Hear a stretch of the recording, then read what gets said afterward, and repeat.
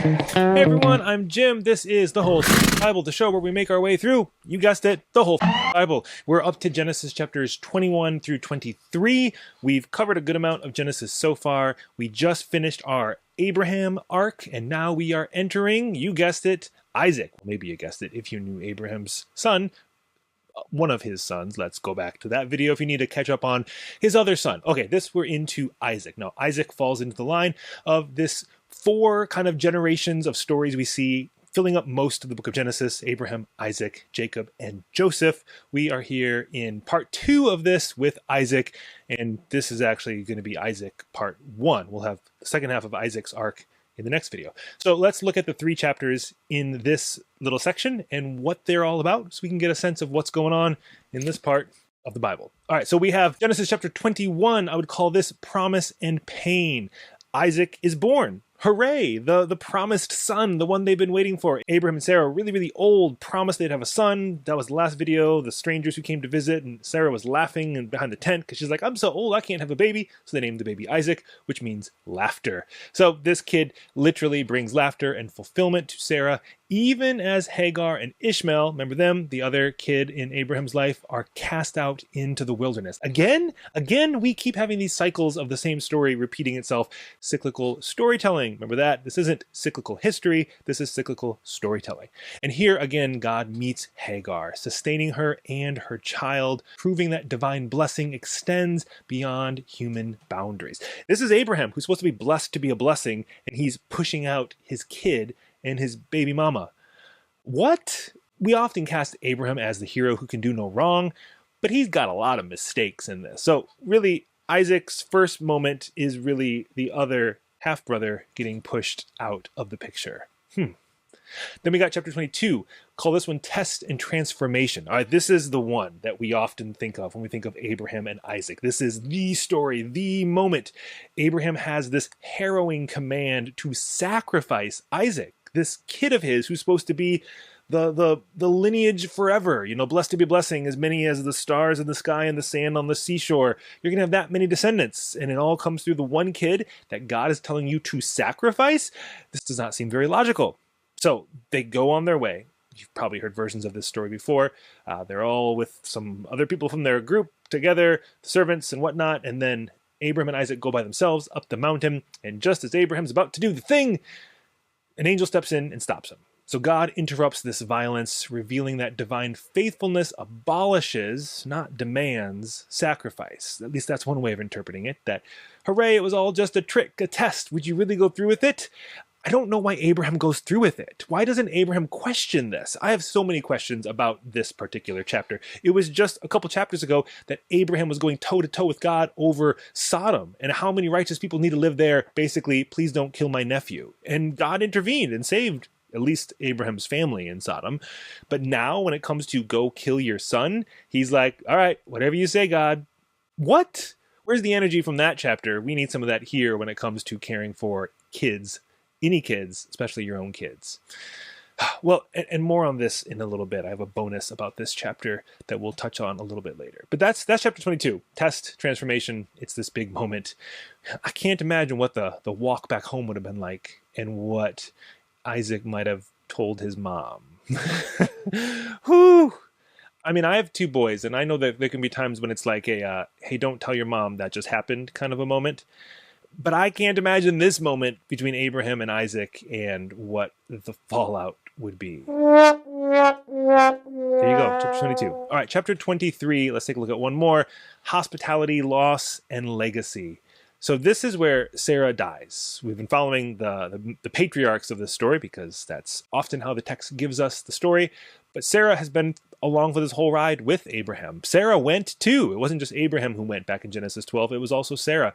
Sarah was just as much the recipient of these promises as Abraham. And here she dies. This prompts Abraham to purchase a burial site. It's the first piece of land owned by the chosen family. They're not just taking it by divine right and conquest, but they buy it. They buy the land.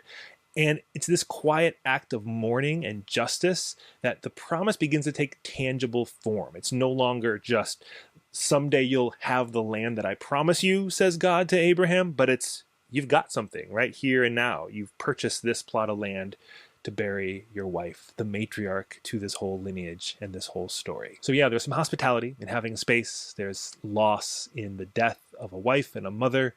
And there's a legacy that continues to live on beyond her. That's it. That's the beginning of Isaac. That's just part 1, 3 quick chapters.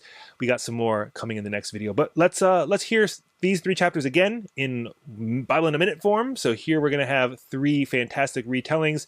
Reverend Amanda Meisenheimer, Reverend Anthony Parrott, and Reverend Tim Cobbler. All right, let's take a watch of these 3, and then I got a bonus thing after this. Here we go. Bible in a Minute, Genesis chapter 21. Isaac is born, and Sarah names him Laughter because she's delighted, but she's not laughing very hard when she observes Ishmael mocking or playing with or poking fun at, we're not sure, but she wants Hagar and Ishmael out of there. Now, Abraham isn't really too keen on this idea because that's his son, but God says, go ahead. Send him away as Sarah is asking you to, because your line is going to come through the descendants of Isaac, and I will make a nation of Ishmael. Well, they abandon Hagar and Ishmael in the desert. This does not go well physically, and they begin to die. God hears the cries of Ishmael and comes to Hagar's aid. Ishmael grows up to be a skilled archer, and he marries an Egyptian. Back to Abraham, they have a land dispute over a well. It's settled. They call it Beersheba because they settled it by an oath. And all I can think of is, wait. God told Abraham to cast away his son? What? Bible in a Minute, Genesis 22. In this story, we are confronted with the binding of Isaac, where God tests Abraham by asking him to sacrifice his only son. And Abraham goes along with it. We get to the point in the story where Abraham has the knife overhead over his son's body, ready to strike, where the angel of the Lord says, do not do this. I will provide a sacrifice instead. Now, we may read this as modern readers and be horrified. How could God do this? But an ancient reader may see this differently. Abraham was not surprised by God's ask, by the test. Abraham knew that the gods of his culture routinely asked people to sacrifice their children. The good news of the story is that God is not like the other gods.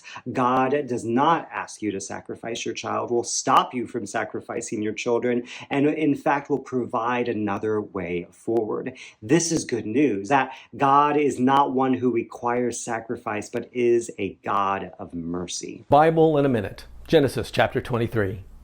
Abraham and Sarah were called by God to leave their home and all that was familiar to them to pursue God's promise. Their sojourns had taken them to Egypt, Gerar, and Philistia, and now in the town of Hebron, Sarah had passed away. Abraham needed to find a burial place for her. Farmable land was precious and carefully handed down from one generation to the next, so when Abraham asked for a place to bury Sarah, the entire community was involved. The landowner Ephron and Abraham negotiated the terms of the deal in front of everyone at the city gate. This was a way of keeping the peace and avoiding any disputes in the future. And in the end, an agreement was made. Abraham paid the asking price, and Sarah was buried in the cave, which eventually became the tomb of the 3 couples, Abraham and Sarah, Isaac and Rebekah, Jacob and Leah. This story illustrates the importance of respecting the people and cultures around us if we're all to live in peace together. Okay, hold on. Before we get to notice what you notice and some questions to think about, there's a big question that I want to ask us all. And actually, it's a big question that I want Dan McClellan to ask us all. Dan?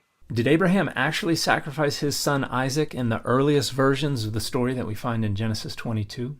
Okay, this is a video from Dan. The link is wherever they appear on screen and down in the description. You should watch the whole thing. And in it, Dan describes some traditions from late antique and medieval Judaism that say Isaac was actually sacrificed. Wait, what? That's not how it seems to go in this story. Now, these interpretations are based on the text itself, when it talks about Abraham and Isaac traveling to the mountain together. Here's how Dan explains it. When the story describes Abraham and Isaac traveling to Mount Moriah, verse 6, it says the 2 of them went on together. Verse 8 says the 2 of them went on together. Verse 9 says they arrived at the place. And then you have the story of Abraham almost sacrificing Isaac, the angel intervening, the discussion between Abraham and the angel. And then verse 19 says, so Abraham returned to his young men, and they went back home. The text explicitly has 2 people going up the mountain and only 1 coming down. All this to say, the Bible is complicated. There's a lot more going on than just the words on the page, and you have to actually read all the words on the page to piece together the bigger picture of how these words might have gotten here and what that might mean. So I just leave all of that as one more what moment about the Bible, because sometimes it's fun to just enter into a story we think we know and walk away with a way of seeing it we didn't even know was sitting right there on the page in front of us, let alone throughout so much of the tradition. Okay, some questions. Here we go. First, obviously, what stands out to you? Notice what you notice. Pay attention to the things that just come up as you hear these versions, these summaries and reflections of these chapters. But then here's some specific questions we can think about as well. The first one, how do we hold together the joy of Isaac's birth and the pain of Hagar's exile within one story of promise? We got two big emotions happening here in a single chapter, a single story. That next chapter, how might this story be read as a critique of religious violence rather than an endorsement of it? That's an interesting way to think about the story of Abraham sacrificing Isaac.